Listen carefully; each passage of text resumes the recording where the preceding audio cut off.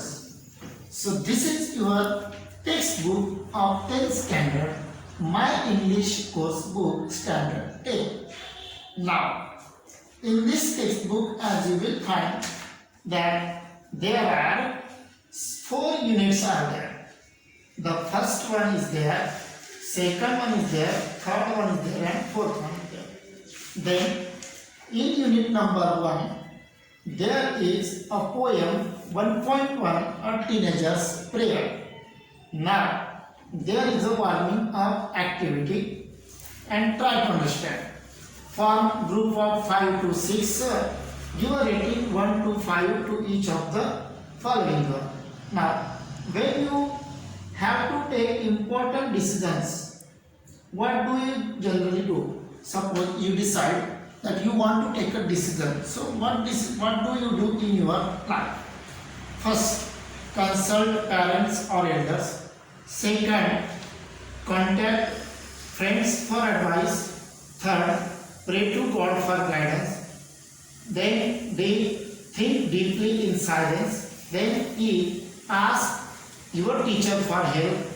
Then toss a coin to decide. बघा, आजपासून आपण या पुस्तकाला सुरुवात करतो आहोत.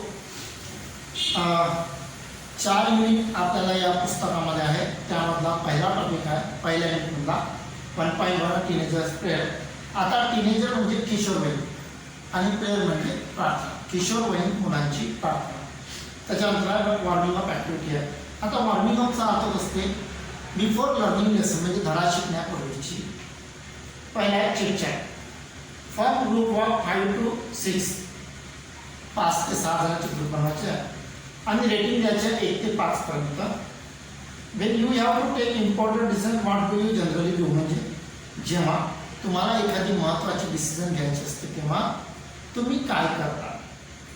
सर्वप्रथम कन्सल्ट पॅरेंट्स ऑर एल्डर्स, आपण आपल्या पॅरेंट्ससोबत किंवा एल्डर्ससोबत कन्सल्ट करतो. सेकंड आहे बी, कॉन्टॅक्ट फ्रेंड्स फॉर ॲडवाईस, आपण आपल्या मित्रांचा ॲडवाईस घेतो. थर्ड आहे प्रे टू गॉड फॉर गायडन्स, एकदमच अडचणीत सापडलो तर आपण देवाला प्रार्थना करतो. डी आहे थिंक डीपली इन सायलेन्स, शांतपणे विचार करतो. ई आहे ask your teacher for help, तुमच्या शिक्षकांची मदत घेता. आणि एफ आहे toss a coin to decide, आणि तुम्ही डिसाईड करता, कॉइन टॉस करत असता. ठीक आहे, हा झाला एक टॉपिक. त्यानंतर खाली दिलेलं आहे की पोएट्रीमध्ये आपल्याला अनेक वेळा काही लाईन्स दिलेले असतात. ठीक आहे, ॲबसेंट पर्सन असते एखादी, त्याच्याबद्दल असते. एखादी डिव्हाइस असते, काही फिगर ऑफ स्पीच वापरले असतात. जसं आता इथे दिलं आहे twinkle twinkle little star, then where is like thing on cave I wish I could live with you. Now complete the following, create example of apostrophe on your poem. आता तुमच्या स्वतःचे ॲपॉस्ट्रॉफीचे एक्झाम्पल सांगत म्हणायचं. बघा, पहिलं A, O light how mysterious you are, dear God please help me to humble kinder kind. Then C, books, you are the most amazing friends I can ever. D, exam, I wish you could be easier. E, oh you beautiful sky, your vastness amazes me. So अशा रीतीने आपल्या ठिकाणी poem सुद्धा बघितलेले आहे. आता बघूया teenagers prayer म्हणजे किशोरवयीन मुलांची प्रार्थना. सर्वांनी आपापलं पुस्तक उघडून घ्या आणि लाईन बाय लाईन समजून घ्या. बघा, मी पहिले तुम्हाला पोएम वाचून दाखवतो, मग पोएममध्ये काय दिलं ते सांगतो. Each day brings new beginning, decisions I must make. I am the only one to choose the road that I will take. Second stanza. I can choose to take the road of life that leads to great success, or travel down the darkened road that leads to great distress. Third stanza.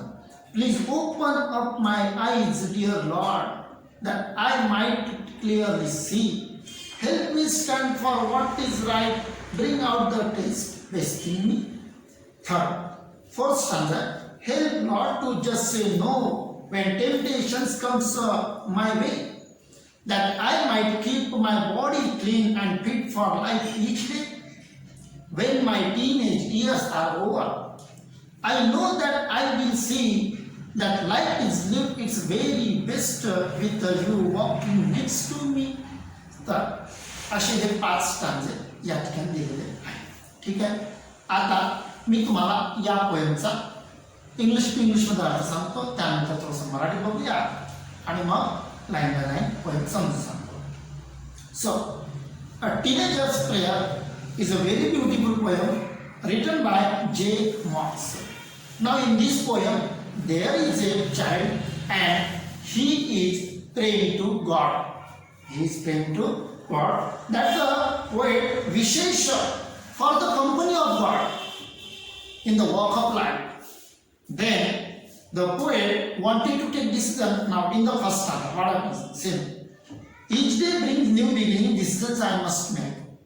The poet says that every day brings new beginnings, but I have to take the decisions in my life.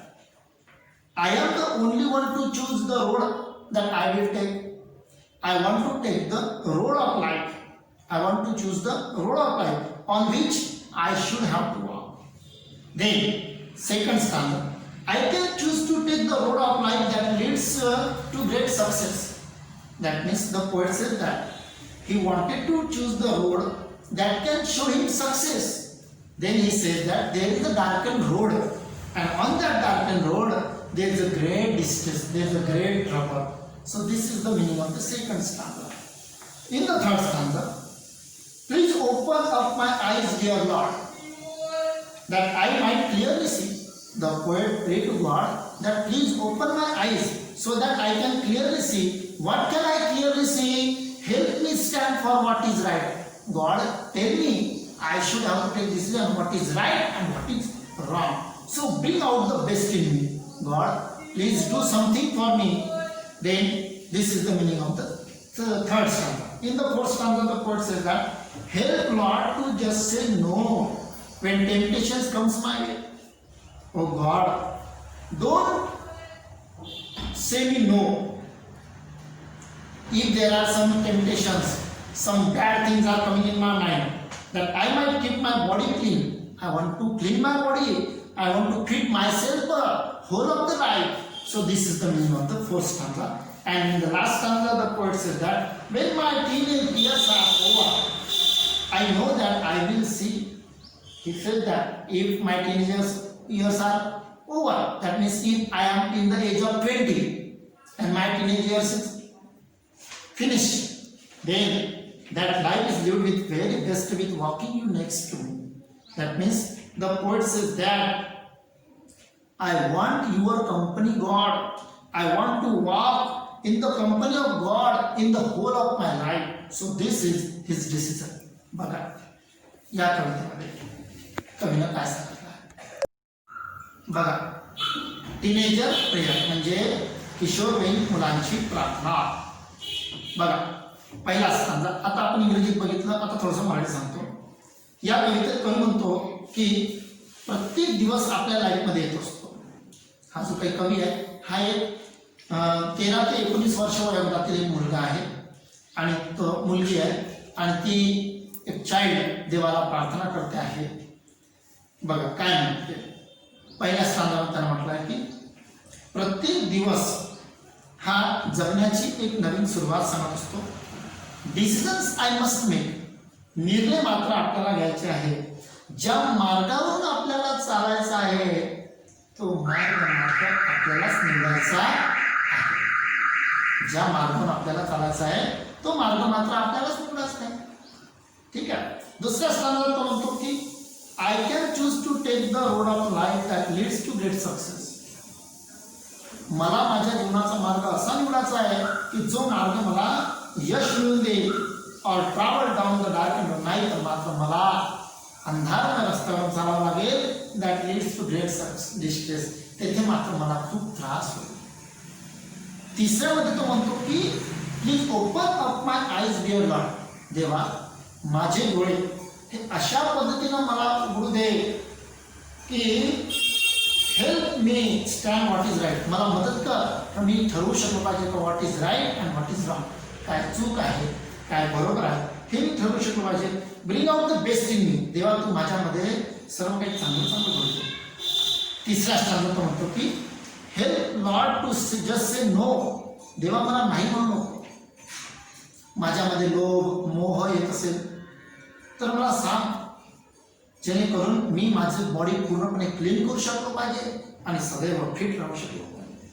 शेवटच्या कवितेत तो म्हणतो की Wien माय teenage years R over. म्हणजे जेव्हा मी आता teenage years संपन म्हणजे मी किशोरावस्थेमधून मोठ्याकडे जाईल, प्रौढावस्थेकडे जाईल, त्यावेळेस मात्र मला कळलं पाहिजे की मी that life is lived its very best. मी माझं संपूर्ण लाईफ तुझ्या सहवासात राहिलं पाहिजे, with you walking next to me. आणि देवा तू मला मार्गदर्शन करू शकला पाहिजे. ठीक आहे.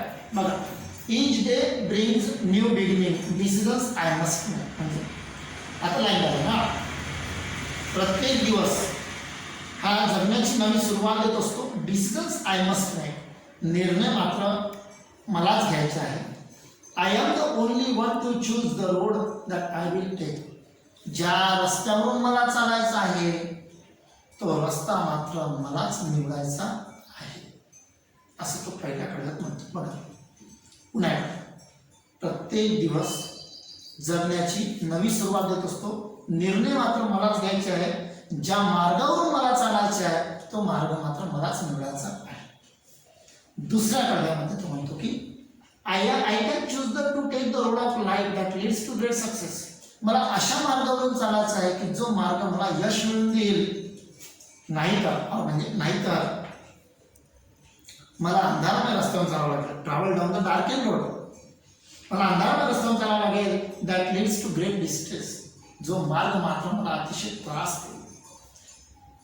तिसऱ्या कडक म्हणतो की please open up my eyes dear lord. देवा हे माझे डोळे अशा पद्धतीने उघड की जेणेकरून that I might clearly see. मी बघू शकतो पाहिजे. Help me stand for what is right. काय चूक आहे काय बरोबर आहे हे ओळखण्यासाठी तू मला मदत कर. Bring out the best in me. आणि माझ्यामध्ये सर्व चांगल्या क्वालिटी दे, वाईट क्वालिटी देऊ नको. Bring out the best in me. हे झालं तिसऱ्या कडक. चौथ्यामध्ये तो म्हणतो का help lord to just say no. देवा मला तू नाही म्हणू नको. मला मदत कर, मला मदतीला नाही म्हणू नको. वेन टेम्पटेशन्स कम्स माय. जेव्हा माझ्या लाईफमध्ये काही मोह येतील, काही लोभ येईल, त्यावेळेस मला तू मदत कर. नाही म्हणू नको. That I might keep my body clean. मला माझं संपूर्ण शरीर स्वच्छ ठेवायचं आहे.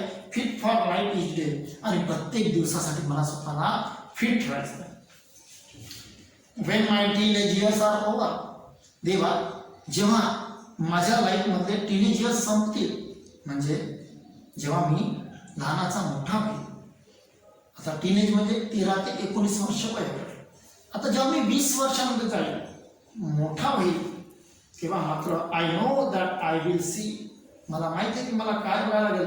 I will see that life is lived it very best. मला असं वाटलं पाहिजे का जे जीवन मी जगलो ते बेस्ट जगलो, with you walking next to me. आणि या संपूर्ण जीवनामध्ये मला तुझी साथ लाभली असंच मला म्हणावं लागेल. अशी ही कविता, सुंदर कविता या ठिकाणी आहे. ठीक आहे. आपण अजून काय दिलं आहे ते नंतरच्यात बघूया. नंतरच्या पिरियडला आपण प्रश्नोत्तर सुद्धा